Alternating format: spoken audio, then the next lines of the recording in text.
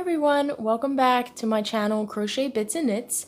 So today I have a really great tip for you guys. The sample swatch on the right was made with a chain 2 as our turning chain. The sample swatch on the left is what I'm going to show you today. Okay, so without further ado, I've prepared just a small sample swatch here for you to follow along. Now when we get to the end of our row, instead of chaining 2 and turning our work, we're going to just turn our work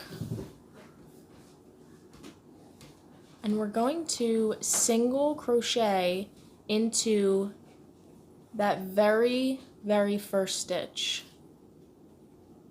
Okay, so insert the hook, make your single crochet.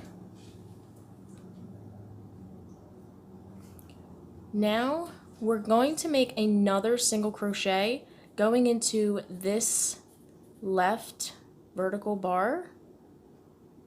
Okay, so inserting the hook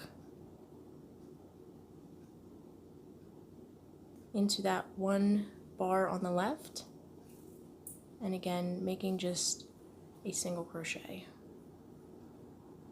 Thank you so much for watching. Let me know in the comment section if this video helped you. Don't forget to subscribe to my channel so you're the first to know when I come out with a new video.